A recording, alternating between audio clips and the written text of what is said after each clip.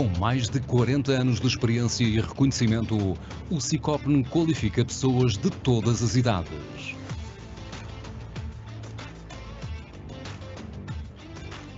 Este centro de formação ajuda-te a colocar mãos à obra para seguires a via profissional num ambiente de excelência, moderno, atrativo e acolhedor. No Sicopn, trabalhamos para que alcances os teus objetivos e sejas um vencedor. Ajudamos-te a ultrapassar os desafios num espaço que te garante a construção de um futuro com bases sólidas.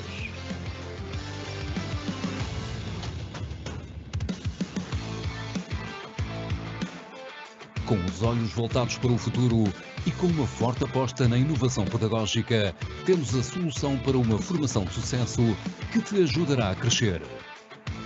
Vem estudar e aprender num local onde todos, colaboradores e formadores, trabalhamos para o teu sucesso.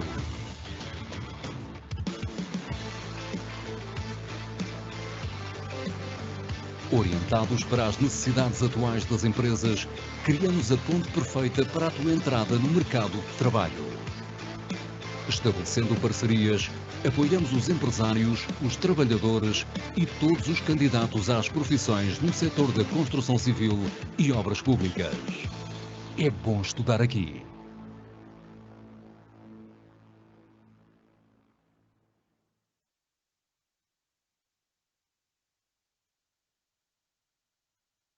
Olá a todos, é com enorme prazer que damos as boas-vindas ao ciclo 2024 de webinários do Sicopn, quinta às 5. Estamos entusiasmados por dar continuidade a esta iniciativa que tem como objetivo promover a partilha de conhecimentos e experiências na área da construção.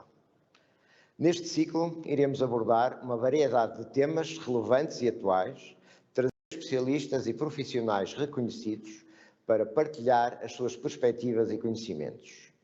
Temas como sustentabilidade, inovação, segurança no trabalho e novas tecnologias serão alguns dos pontos em destaque.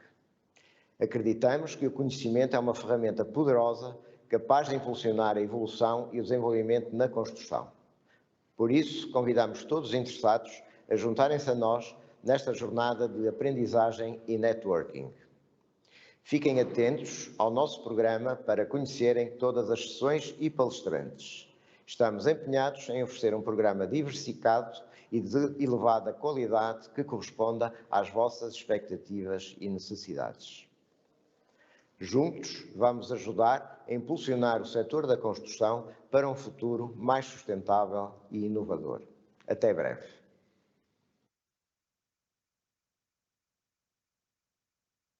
Então, muito boa tarde. Em primeiro lugar, queremos agradecer o convite, o amável convite do Sicopn para proceder a uma breve apresentação dos Serviços de Segurança e Saúde no Trabalho. Eu sou Ana Teles, da ACT, sou técnica superior da ACT, do Centro Local do Grande Porto, e irei ser acompanhada pela minha colega Helena Silva, que também trabalha no mesmo centro local, o propósito desta sessão terá a ver essencialmente com uma breve apresentação das modalidades de serviços de segurança e saúde no trabalho. Eu irei falar, em termos gerais, das grandes modalidades, regra geral, adotadas pelos empregadores, e a minha colega irá falar acerca de uma fatia que assume uma importância cada vez maior, que é uma modalidade, no fundo, de serviço interno simplificada, que ela irá abordar depois de uma forma mais detalhada. Vamos então começar por proceder a um breve enquadramento legal dos serviços de segurança e de saúde no trabalho, o regime jurídico para a segurança e saúde no trabalho, consignado na Lei 102/2009 de 10 de setembro, atualizado pela Lei 3/2014 de 28 de janeiro, aparece, portanto, está consignado no regime jurídico, estes dois diplomas legais, e também está previsto no Código do Trabalho, na Lei nº 7/2009. Iremos então falar, ainda que sumariamente, no fundo isto é para vos criar alguma apetência para pesquisas futuras, segurança e saúde no trabalho, dois grandes temas. Quem deve organizar? Com que objetivos? Que atividades modalidades podem ser adotadas? Quais os requisitos para o seu funcionamento e que atividades principais deve desenvolver? Quem deve organizar, portanto, a lei é muito clara em relação a isso, é o empregador. Incumbe ao empregador organizar os serviços de segurança e de saúde no trabalho, nas modalidades legalmente previstas, que iremos ver mais à frente. Com que objetivos? Essencialmente para assegurar ao trabalhador condições de segurança e de saúde em todos os aspectos relacionados do trabalho. E aqui a lei foi inovadora, porque quando se fala em todos os aspectos, também já estamos a considerar os aspectos psicossociais, dos quais iremos falar também mais tarde. Tem também como objetivo zelar de forma continuada e permanente pelo exercício da atividade em condições de segurança e de saúde para o trabalhador, tendo em conta os princípios gerais de prevenção. Princípios gerais de prevenção, que eu vou tentar resumir. O principal será evitar os riscos, o que nem sempre é possível, mas pelo menos minimizar poderá ser. Planificar a prevenção como um sistema coerente que deve integrar a evolução técnica, atender ao estado de evolução da técnica, organização do trabalho, que, como sabemos, tem havido uma explosão de novas formas de organização do trabalho e aprendemos alguma coisa com a pandemia. Temos o teletrabalho, temos as normas digitais, que o Código de Trabalho, portanto, já não prevê tais formas, nem tem que prever, mas tem havido efetivamente evoluções substanciais nos modos de organização do trabalho. E o que é que isso implica para a segurança e saúde do trabalho? Como é que o empregador pode assegurar a segurança e saúde do trabalho de um trabalhador digital, de um trabalhador em teletrabalho? São questões que se têm colocado e que nós próprios às vezes temos algumas dúvidas. As relações sociais, que o teletrabalho também veio disruptar no fundo, e os nómadas digitais, e a influência dos fatores ambientais.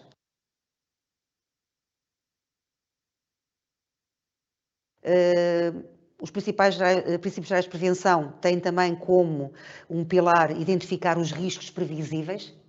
Daí, por vezes, nós temos no mapa de avaliação de riscos cenários também catastróficos. Portanto, a avaliação de riscos tem que prever todos os riscos existentes e os que podem vir a existir decorrentes da atividade desenvolvida pelos empregadores. Combater os riscos na origem. No fundo, também é substituir o que é perigoso pelo que é menos perigoso. Assegurar que a exposição aos agentes químicos, físicos e biológicos e aos fatores de risco psicossociais não constituem risco para a segurança e saúde do trabalhador. Adaptar o trabalho ao homem e não o contrário, como muitas vezes se tenta fazer. Atender à evolução da técnica, mais uma vez, bem como a novas formas de relação do trabalho. Já havia falado antes desta questão. Priorizar a prevenção coletiva sobre a proteção individual. Elaborar e divulgar instruções compreensíveis e adequadas à atividade do trabalhador. E neste momento não só, porque nós temos muitos trabalhadores migrantes, estrangeiros, que não dominam a língua portuguesa e têm que se adequar efetivamente, e as instruções deverão ser transmitidas na língua que eles mais dominam. Obrigações em matéria de encargos de coordenação dos serviços. Quem deve suportar os encargos atinentes aos serviços de saúde e segurança no trabalho? A lei dispõe que a totalidade dos encargos impende sobre o empregador, nomeadamente as consultas de medicina do trabalho, caso haja necessidade de o trabalhador se deslocar e isso implicar um custo adicional, deverá ser o empregador também a suportar esse custo, mas inequivocamente quem deve suportar a totalidade dos encargos é o empregador. Vou passar aqui num organigrama as modalidades dos serviços de segurança e de saúde no trabalho. No que respeita aos serviços de segurança, temos aqui 3 grandes modalidades, que é o serviço interno, o serviço comum, o serviço externo e uma modalidade simplificada de serviço interno, que é assegurada pelo próprio empregador ou então por um trabalhador designado para o efeito. E para que esta modalidade possa ser adotada, a minha colega irá explicar mais à frente quais são os requisitos. No que respeita à saúde, é em tudo igual à segurança, à exceção desta figura do empregador trabalhador designado, em que é substituído pelo Serviço Nacional de Saúde. Temos o serviço interno, serviço comum, serviço externo e o Serviço Nacional de Saúde. As modalidades de organização dos serviços de segurança no trabalho é aquelas sobre as quais nos iremos debruçar. Portanto, o serviço interno não requer autorização, o serviço externo requer autorização. O serviço comum é celebrado entre empresas que não estão em relação de grupo e é celebrado mediante um acordo escrito, do qual deve ser dado conhecimento à ACT, com uma antecedência mínima de 10 dias, juntando os termos do acordo e também um parecer fundamentado dos representantes dos trabalhadores ou, na sua ausência, dos próprios trabalhadores. Basta então uma mera comunicação, não tem que ser autorizado, apesar da ACT poder pronunciar sobre os termos do acordo. Temos então aqui duas modalidades que requerem autorização, que é o serviço externo e o serviço interno simplificado, o ETD, o empregador ou trabalhador designado, sendo que o serviço comum requer uma mera comunicação à ACT. O serviço interno é instituído pelo empregador, abrange exclusivamente os trabalhadores pelos quais ele é responsável. As empresas que tenham 400 ou mais trabalhadores, independentemente da atividade exercida ser ou não de risco elevado, devem adotar, diz a lei, o serviço interno. As empresas com 30 ou mais trabalhadores expostos a risco elevado. No primeiro caso, das empresas que tenham 400 ou mais trabalhadores, podem eventualmente pedir dispensa do serviço interno, desde que obedeçam a um conjunto de requisitos dos quais iremos falar mais tarde. No que respeita às atividades de risco elevado, o artigo 79 elenca as atividades de risco elevado, portanto temos as obras de construção, escavação, movimentação de terras, no fundo construção civil, temos indústrias extrativas, minas, pedreiras, por exemplo, temos trabalho hiperbárico, que muito dificilmente aparece, mas podemos pensar numa reparação de navios em alto mar, por exemplo, em que há espaços confinados, silos, temos utilização de armazenagem de grandes quantidades de produtos químicos, temos o fabrico, transporte e utilização de explosivos e pirotecnia, temos indústria siderúrgica e construção naval, contacto com correntes elétricas de média e alta tensão, produção, transporte e utilização de gases comprimidos, liquefeitos, exposição a radiações ionizantes, exposição a agentes cancerígenos. Temos, por exemplo, a construção civil, onde poderá haver uma exposição caso haja trabalhos de remoção de materiais contendo amianto. Exposição a agentes biológicos do grupo 3 e 4, que são mutagénicos para a reprodução, e trabalhos que envolvam exposição a sílica, por exemplo, os mármores, em que há libertação de poeiras. Serviços comuns. O que são e quem pode adotar? Já havia falado antes acerca desta modalidade, portanto, são instituídos por acordo escrito entre várias empresas ou estabelecimentos pertencentes a sociedades que não se encontrem em relação de grupo, que não estejam obrigadas a adotar serviços internos. Abrangem exclusivamente os trabalhadores por cuja segurança e saúde aqueles são responsáveis, portanto, os trabalhadores daquele conjunto de empresas que não estão em relação de grupo. O acordo que institua o serviço comum deve ser reduzido a escrito, tal como já havia dito, e comunicado à ACT e ou à DGS, porque também pode ser adotado para a saúde, no prazo máximo de 10 dias após a sua celebração. A comunicação deve ser acompanhada do acordo e de parecer fundamentado dos representantes dos trabalhadores ou, na sua falta, dos próprios trabalhadores. O serviço externo. Considera-se serviço externo aquele que é prestado por sociedades, associações, cooperativas ou pessoa singular, mediante contrato celebrado por escrito com o empregador, para a realização de atividades de segurança e ou de saúde no trabalho. Portanto, que é uma modalidade também que pode ser adotada quer para a saúde, quer para a segurança. Qualquer das modalidades adotadas pelo empregador, independentemente se é interno, externo, comum, a empresa ou estabelecimento deve ter uma estrutura interna que assegure as atividades de emergência, primeiros socorros, evacuação de trabalhadores e combate a incêndios. E aqui temos o artigo 75 da Lei 3 de 2014, 28 de janeiro. Que atividades devem desenvolver? O Serviço de Segurança e de Saúde no trabalho deve tomar as medidas necessárias para prevenir os riscos profissionais, promover a segurança e a saúde dos trabalhadores, mediante a realização das atividades principais elencadas no artigo 73b, que poderão consultar através da leitura da Lei 3 de 2014, 28 de janeiro. Irei então passar a palavra à minha colega, a doutora Helena Silva, que irá abordar, entre outras temáticas, a questão do empregador e trabalhador designado.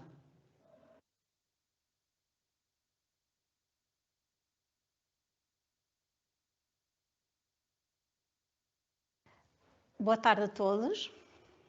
Vou então dar continuidade à temática que nos foi solicitado abordar e vou falar então especificamente na forma de organização ETD, isto é, empregador e trabalhador designado.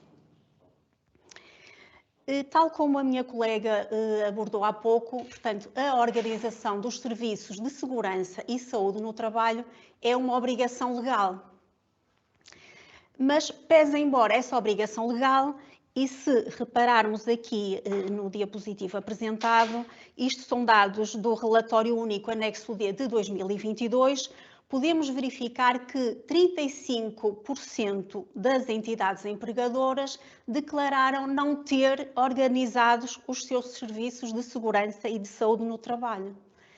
Isto significa que estes empregadores poderão ser objeto de, e isto é classificado na lei como uma contraordenação muito grave. Relativamente às entidades que organizaram os seus serviços, temos então cerca de 65% das entidades empregadoras com os serviços de segurança e de saúde no trabalho organizados. Aqueles que organizaram os serviços, poderemos verificar então que grande parte dos empregadores tem a modalidade adotada como sendo de serviços externos, seguido de serviços internos, entre os quais depois se incluirão o empregador e o trabalhador designado, e depois, de forma muito residual, então, os serviços comuns. Se compararmos estes dados com os dados de 2020, nós podemos verificar que, no caso dos serviços externos, tínhamos uma percentagem de 94%, ou seja, verificou-se uma descida de 2% e um aumento dos serviços internos, que eram de 5%, portanto passou para 7,6%. Os serviços comuns também desceram. Esta é uma tendência e será uma tendência interessante. Porquê? Porque o objetivo será, e o ideal será, que a organização seja feita através de serviços internos, porque internamente é sempre melhor quem melhor conhece a organização do que quem faz parte dela, não é? E quando falamos de serviços externos, são serviços assegurados por empresas prestadoras de serviços que por vezes não fazem o acompanhamento que é necessário fazer. Então, vamos falar agora especificamente sobre a modalidade ETD, ou seja, os serviços organizados através do empregador ou do trabalhador designado. Portanto, o artigo 81 dá essa possibilidade ao empregador, é necessário requerer junto da ACT essa autorização e vamos ver agora quais são os requisitos que a empresa deve cumprir para poder solicitar e ver autorizada essa modalidade. Vemos já aqui então que o primeiro requisito tem a ver com o número de trabalhadores e terá que ser empresas que tenham até 9 trabalhadores, ou a empresa que tenha até 9, ou um estabelecimento ou um conjunto de estabelecimentos que num raio de 50 km tenha também no seu somatório até 9 trabalhadores. Isto faz algum sentido, porquê? Porque nós somos um país de microempresas. 95% do nosso tecido empresarial são microempresas e talvez a pensar neles foi criada esta modalidade mais simples, que não tem umas exigências tão formais como um serviço interno, por exemplo, que terá que ter os seus técnicos de segurança ou técnicos superiores de segurança para os assegurar. Aqui vamos permitir então que seja ou o próprio empregador ou um trabalhador que ele designe para ser responsável, digamos assim, por esta área da segurança. E estamos só a falar da segurança, como a minha colega disse, os serviços de saúde não podem ser organizados desta forma. O segundo requisito tem a ver com a questão do risco elevado. Nós estamos a falar, então, de atividades, que já foi abordada, então, pela minha colega no artigo 79, que nos diz quais são as atividades consideradas de risco elevado. E, para além disso, nós verificamos também, outra fonte de informação é o CAI, a classificação da atividade económica dessa empresa e a própria atividade, porque já tem acontecido nós verificarmos que o CAI nem sempre corresponde à atividade desenvolvida pela própria empresa. Portanto, é importante verificar isso. O risco elevado exige mais atenção, exige uma abordagem diferente daquela que o ETD poderá disponibilizar, não é? Empresas de risco elevado precisam de técnicos qualificados para conseguir fazer uma melhor abordagem nas questões ligadas à segurança. Um outro requisito tem a ver com a formação. É importante e é um requisito também legal, a lei exige que esse empregador ou esse trabalhador designado tenham formação adequada. E o que é formação adequada? A formação adequada é aquela formação que lhe permite ter competências em determinadas matérias. Por exemplo, segurança, saúde, ergonomia, organização do trabalho, ambiente. E essa formação terá que ter, no mínimo, 40 horas. Para saberem quais são as entidades certificadas, poderão consultar depois o nosso site e vão, portanto, fazem o caminho que é em rede, depois certificação das entidades formadoras, formação para o desenvolvimento das entidades ETD e a listagem das entidades certificadas. São essas entidades que poderão então depois contactar no sentido de saber se estão naquele momento e em que local e de que forma a organizar este tipo de formação específica então para o desenvolvimento destas atividades. Continuando nos requisitos de autorização, caso ela seja desenvolvida pelo empregador, ele deve permanecer habitualmente no estabelecimento. Isto porquê? Porque a segurança no local de trabalho não deve ser feita à distância. Ela requer presença, requer conhecimento, requer tempo e requer meios para. Se for desenvolvida pelo trabalhador designado, o empregador deve-lhe também facultar tempo e facultar meios para ser ele a desenvolver essa atividade. No entanto, o empregador tem que cumprir determinadas condições. Uma delas é não ter ocorrido na empresa qualquer acidente de trabalho mortal por violação das regras de segurança e de saúde no trabalho imputável ao empregador. Portanto, estes requisitos são cumulativos. Ou então, outra condição a cumprir será não ter o empregador sido condenado nos últimos 2 anos pela prática de contraordenação muito grave ou em reincidência pela prática de contraordenação grave e, mais uma vez, em matéria de segurança e de saúde no trabalho. Como esta é uma forma excepcional, digamos assim, de organização dos serviços, também pretendemos que os destinatários sejam empresas que cumpram as suas obrigações em matéria de segurança e saúde no trabalho. Como é que esta candidatura será apresentada? Então, ela é apresentada. Existe um requerimento que é necessário ser preenchido, ele está disponível então no portal ACT. Como podem ver, temos aqui então um caminho no portal da ACT que fazem o registro e depois têm acesso a vários requerimentos e entre eles estará então o que tem a ver com o desenvolvimento das atividades ETD e portanto vão em rede. E depois temos empregador, trabalhador designado. Por acaso também é aqui em rede e abaixo que também têm disponíveis a listagem das empresas prestadoras de serviços externos. Pronto, portanto, aqui continuando, tenho aqui o link de acesso para o requerimento, para preencherem o requerimento e depois submeterem então aos nossos serviços. Candidatura ao exercício das atividades de segurança no trabalho por ETD. Junto a este requerimento é necessário enviarem alguma informação complementar. Chamo só a atenção do seguinte: caso seja o trabalhador, portanto o denominado trabalhador designado, é importante enviarem também o contrato de trabalho deste trabalhador. Porquê? Porque nós queremos que desenvolver esta atividade seja mesmo trabalhador da própria empresa. Como é que isto se processa aqui nos nossos serviços? Portanto, as fases são: primeiro recebemos a candidatura, conferimos a conformidade, é apreciado no sentido de saber se a empresa cumpre então todos aqueles requisitos que vos apresentamos, e a seguir é proferida a decisão final. A decisão final, então, será deferimento ou indeferimento ou arquivamento do pedido, consoante depois as várias situações que poderão surgir face à apreciação desse mesmo requerimento.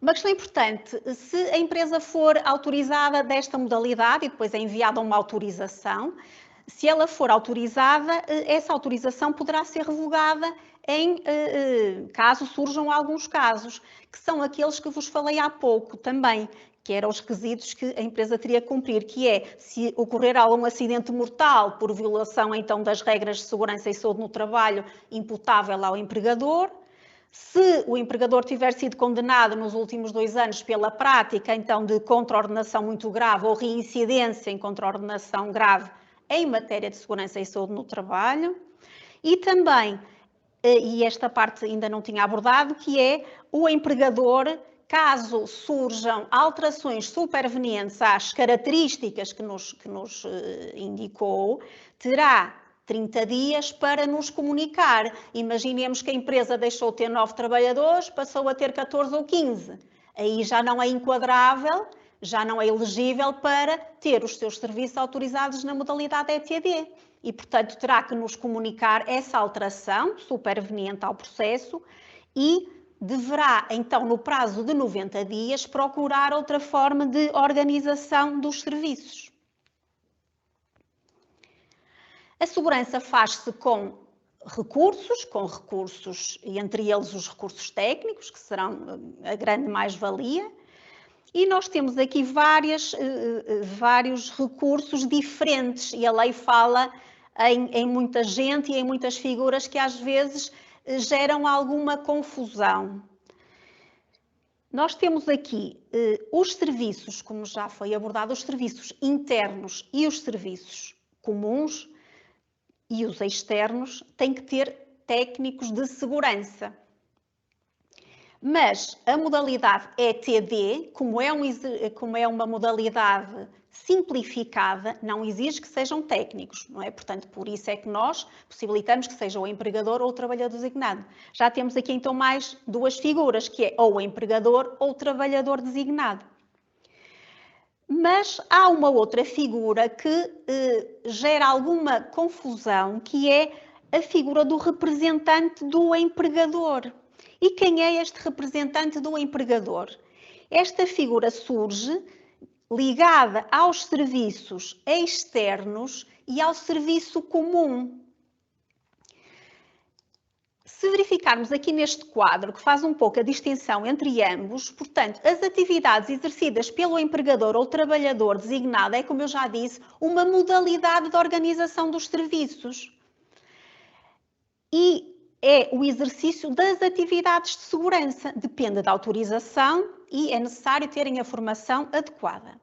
A figura do representante do empregador é apenas uma função específica, que é aquela pessoa que faz o elo de ligação entre, por exemplo, a empresa prestadora de serviços, quando vai à empresa cliente verificar as condições de segurança, e é essa pessoa que geralmente acompanha os técnicos das empresas prestadoras nas visitas e em tudo o que são as questões relacionadas com a segurança. A sua função é coadjuvar a implementação, a execução das medidas de segurança. Não é uma forma de organização, é apenas uma função, tal como todas as outras que essa pessoa terá na empresa, mas que a função é, no fundo, fazer a ponte entre os 2 sistemas. E então, para concluir, apresento então aqui este quadro final, que nos faz então um pouco o enquadramento das modalidades de segurança, que temos então o serviço interno, de onde sai depois o simplificado, que é o ETD, o serviço comum e o serviço externo, que tem então essa figura e esse elo de ligação, que é o representante do empregador. Isto para dizer o quê? Para dizer que esta formação que foi identificada como sendo a formação acreditada no mínimo de 40 horas, que deverá ser feita e que é obrigatória o empregador ou trabalhador designado fazer, é uma formação que é obrigatória também para quem exerce esta função de representante do empregador. Portanto, e a todos os presentes, ainda que não sejam, por qualquer razão, elegíveis para adotar a modalidade de serviços ETD, por exemplo, porque tem risco elevado, porque tem mais de 9 trabalhadores, poderão e deverão também frequentar esta formação ETD, porque é obrigatória enquanto representantes do empregador. Pronto, para concluir, deixo aqui os nossos contactos e encontramos-nos agora disponíveis para alguma questão que queiram esclarecer e que nos queiram colocar. Muito obrigada a todos.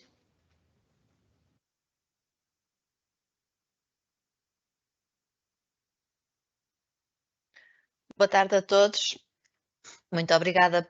Estamos de volta. Queria só deixar esta nota que estamos de volta. Queremos agradecer a quem está de volta connosco e para este webinar realmente foi muita gente a voltar novamente a este nosso Quinta às 5.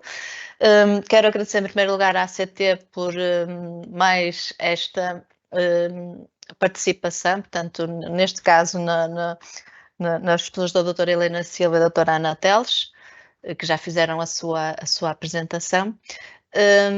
E para não nos alongarmos muito hoje, porque é véspera de fim de semana comprido, vamos passar já aqui a responder algumas perguntas.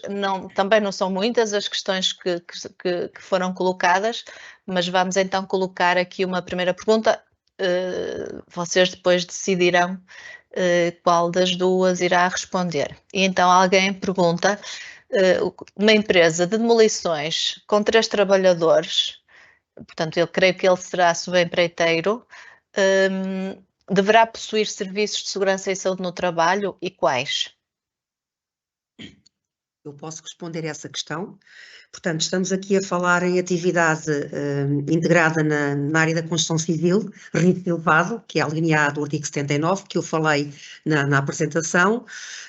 Independentemente disso ou não, o subempreiteiro é empregador e a partir do momento em que o empregador e tem trabalhadores ao serviço, tem que ter obrigatoriamente serviços organizados de segurança e de saúde no trabalho. Poderá recorrer, como é atividade de risco elevado, pode recorrer a serviços externos, ter serviços internos, o que será mais complicado e tem só 3 trabalhadores, ou então até serviço comum. Mas presumo que para o caso para esta situação em concreto, poderá recorrer a serviços externos. Nós temos uma lista de empresas autorizadas no nosso site, na parte do empregador, poderá recorrer, consultar essa lista e contactar uma dessas empresas. Tem é que verificar se essa empresa está autorizada para a linha A. A linha A e eventualmente J, porque se houver remoção de materiais contendo amianto, terá também que estar autorizada para a linha J. Bem, mas resumindo, sendo empregador, independentemente do número de trabalhadores, tem que organizar sempre os serviços de segurança e de saúde no trabalho.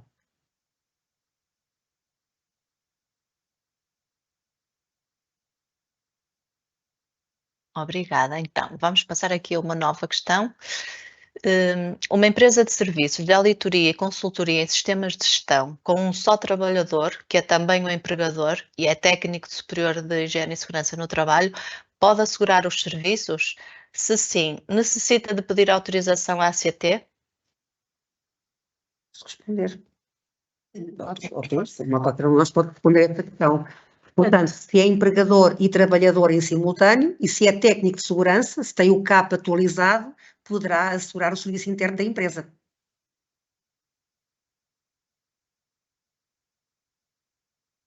Mas, portanto, só uma nota que posso, não sei se posso dar aqui uma pequena chega. Sim, então, sim, claro que sim, claro que sim. Portanto, nós estamos aqui a assumir que a organização dos serviços é obrigatória, mas é obrigatória para entidades empregadoras, para entidades que têm trabalhadores ao seu serviço. Se for apenas sócios, gerentes que não têm trabalhadores ao seu serviço, não têm que organizar os serviços. É para empregadores, no conceito de alguém que tem na sua dependência trabalhadores. E não estamos a falar de pessoas que têm contratos de consultoria, contratos de prestação de serviços, não, estamos a falar de contratos de trabalho. Portanto, nós pressupomos aqui, nesta comunicação, que a organização tem a ver com entidades empregadoras. E são essas entidades empregadoras, e é sobre elas que impende a obrigação de organizar os serviços, sendo só apenas uma pessoa que não tenha trabalhadores, ela decidirá se pretende ou não organizá-los. Porquê? Porque esta é uma faculdade que atribuímos ao próprio empregador, dele querer ou não organizar, mas ele tendo trabalhadores ao serviço já não é uma faculdade, já é uma obrigação. Ele tem que organizar os serviços para os seus trabalhadores. Pois que essa questão é colocada de uma forma um bocado dúbia. Portanto, é empregador, é trabalhador. Pronto, entende trabalhadores, pode ser o próprio. Ele diz que é um só trabalhador. Se é só um, nem sequer tem que entregar o anexo T. Sim, nem sequer tem que entregar o anexo T. Portanto, não precisa de pedir nenhuma autorização à ACT. Não. Não tendo ninguém ao serviço. Não tendo ninguém ao serviço, tal como eu disse também anteriormente. Apesar do momento em que tem, nem que seja um só trabalhador, aí sim terá que organizar os serviços de segurança e de saúde do trabalho. E se é técnico de segurança, peço desculpa, se tiver o CAP atualizado, podendo vir a ter trabalhadores, poderá ser o próprio a assegurar o serviço interno.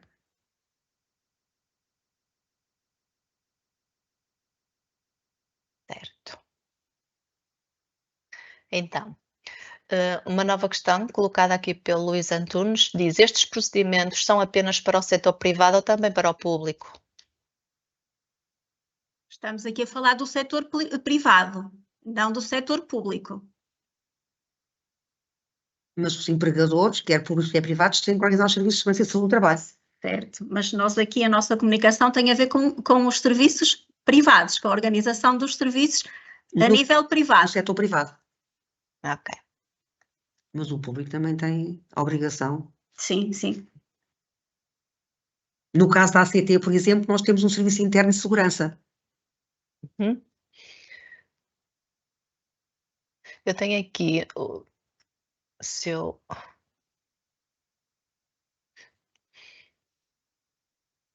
quais as condições ou legislação para exercer a função externa de técnico de segurança? Função externa, estamos a referir-nos aqui através de uma empresa prestadora de serviços externos. É o técnico liberal. O que é que quer dizer função externa? É o técnico liberal. Pois, eu também não consigo informar. Vou ver se quem colocou a questão se quer ainda para prestar serviços externos. Os serviços externos podem ser prestados por pessoa singular, desde que esteja autorizado para o efeito, por pessoa coletiva, por associações e mais, associativos, privados e singulares. São as três grandes modalidades, certo? Dentro dos externos. Sim, mas não sei se o âmbito da questão... Agora, esta função externa, por exemplo, um técnico superior ou um técnico de segurança não pode exercer liberalmente, pode prestar serviços de consultoria, mas uma consultoria casuística, não é? Porque para prestar serviços externos terá que requerer autorização. Mas não como técnico, ou seja, portanto, a modalidade que nós falamos de serviço externo, pese embora poderá ser exercido tem sempre que criar uma empresa, nem que seja unipessoal, para depois cumprir os requisitos. Portanto, ele sozinho não consegue assegurar os serviços de segurança, porque um dos requisitos é ter, no mínimo, 2 técnicos de segurança, uma empresa que se E não só. Vem a requerer, não é? Portanto, um técnico a título individual, ele pode terá que se organizar de forma a ter também outro técnico que assegure a garantia mínima de funcionamento, que são 2 técnicos, porque nós só autorizamos a empresas prestadoras de serviços, porque a lei assim o exige, que tenha no mínimo 2 técnicos de segurança, fora os outros requisitos que terá que cumprir. Mas um técnico sozinho, ele pode prestar, e como disse a minha colega, fazer consultoria nesta área, mas não pode ser ele que dê resposta à obrigação do empregador de organizar os serviços através da modalidade de serviço externo. Aliás, a lei prevê que mesmo que o empregador recorra a serviços externos ou serviços comuns, se não tiver os meios suficientes, poderá recorrer a um técnico qualificado para desenvolver uma parte dos serviços, não é? Mas isso induz alguma confusão. Efetivamente, um técnico pode prestar serviços desde que se organize sob uma forma, no fundo, é de uma empresa, não é? Pode ser um singular, portanto, uma sociedade unipessoal, tem que ter 2 técnicos no mínimo, como disse a minha colega, e tem que obedecer a todos os requisitos a que obedecem os coletivos. Isto é, tem que ter equipamentos, tem que ter instalações, tudo aquilo que vem nos artigos 85 e 86 da Lei 3 de 2014. E nada.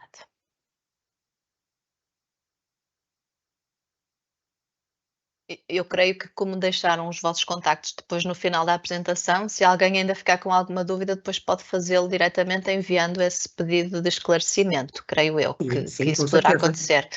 Ora então, mais uma questão. Existindo várias empresas na mesma instalação, pode ser o mesmo representante do empregador para todas? Não. Mas várias empresas, mas empresas distintas, não é? Porque o empregador está ligado diretamente a uma empresa. Não pode ser o mesmo que represente várias empresas. Pois, eu não sei se estarão aqui a referir naqueles casos em que existe coworking, em que existem várias empresas. São várias empresas, não pode ser o mesmo. Cada um está direcionado para a empresa à qual ele presta esse mesmo serviço, não é? Cada empregador terá que ter um representante, ou mais, não é? Dependendo do número de trabalhadores.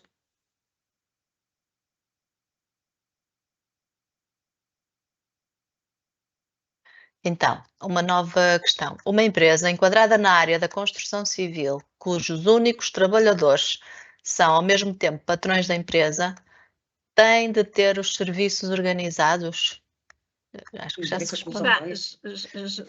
Já referi, penso que há bocado já falamos sobre isso, mas volto então a dizer, se não tem trabalhadores ao serviço, se são apenas os empregadores a desenvolver a atividade da empresa, não tem que organizar os serviços. É uma faculdade, não uma obrigatoriedade.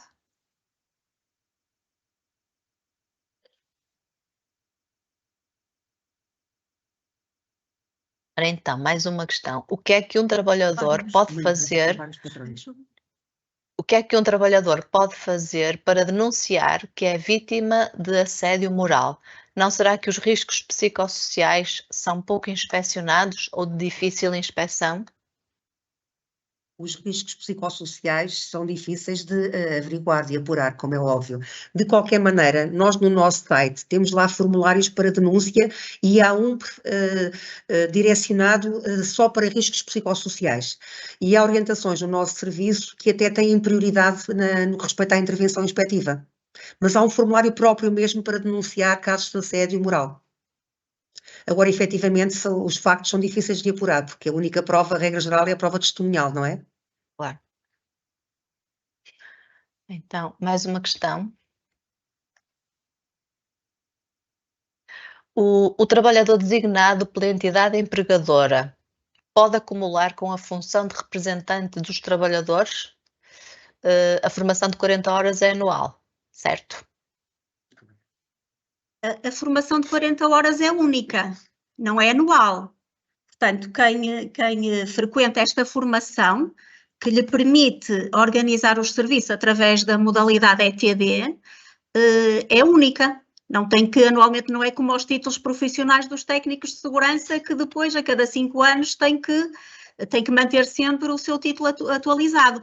Neste caso, não estão previstas atualizações desta formação. Portanto, enquanto se mantiverem os requisitos que permitiram a autorização nesta modalidade, o trabalhador, esta formação é válida, quer para o trabalhador, quer para o empregador.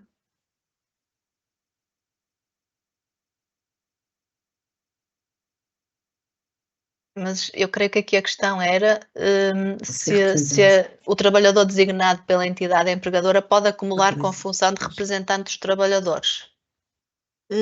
Representante dos trabalhadores é outra figura diferente. Nós falamos do representante do empregador.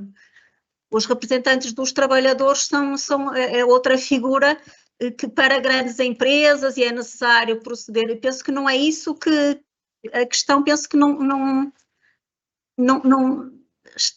se estará a referir ao representante do empregador. Será do trabalhador, mas nós vimos que são duas figuras distintas, portanto ele ou tem serviços externos ou tem serviços através da modalidade ETD, não tem as duas coisas. Eu não sei se percebi bem a questão, se estou a conseguir fazer-me entender, não é? Porque uma coisa é, como eu procurei explicar, uma coisa é a modalidade ETD, outra coisa é o representante do empregador. Pronto. E essa figura não se repete num caso ou noutro, ou existe numa situação ou existe na outra.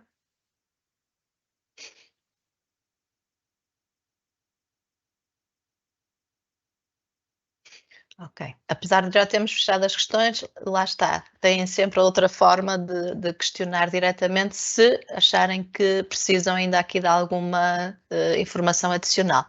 Vou colocar então, creio que é a última questão, que é, no caso de uma empresa que só tem 2 empregados afetos à empresa e subcontrata outras empresas, é obrigatório ter um técnico de segurança?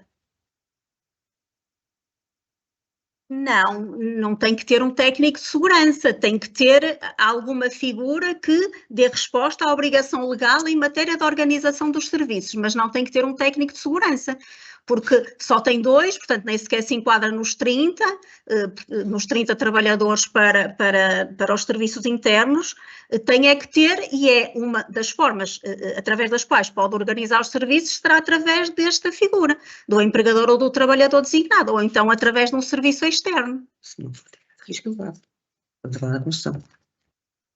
São só 2 trabalhadores. A CTD, construção civil. Bom, em termos de questões, não temos aqui mais nenhuma questão, também porque encerramos para podermos cumprir sempre este nosso compromisso de que os nossos webinários tenham sempre 1 hora.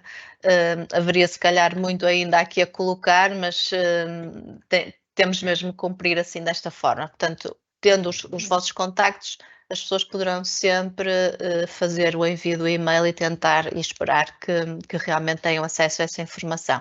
Eu passava-lhes, se calhar, a palavra para vocês poderem despedir, para depois também finalizarmos aqui este webinário.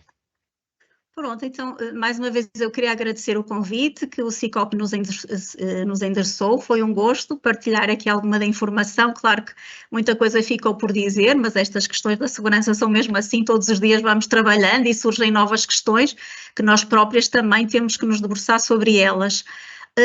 Quero agradecer também a vossa presença, espero de alguma forma ter contribuído para mais algum conhecimento sobre esta matéria, mas como a doutora Rita disse muito bem, nós estamos disponíveis para, junto da ACT, esclarecermos as questões que entenderem pertinentes.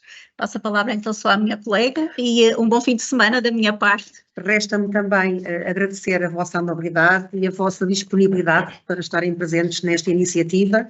Efetivamente foi muita informação, a legislação na área da segurança e saúde é muito profusa, mas espero que com a apresentação que irão receber, pelo menos vos crie caminho para poderem também fazer alguma pesquisa, e também tem informação muito profusa no nosso site, no site da ACT. Desejo também, da minha parte e da parte da minha colega, um excelente fim de semana prolongado.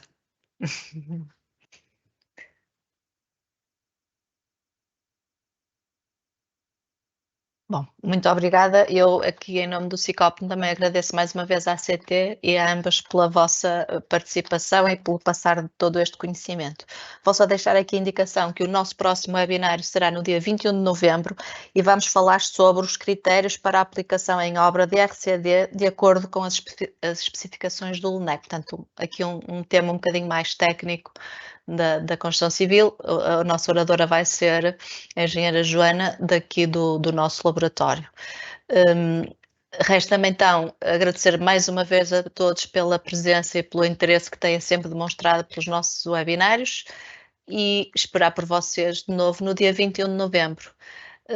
Agora desejo-vos um bom fim de semana, realmente prolongado, e até dia 21 de novembro.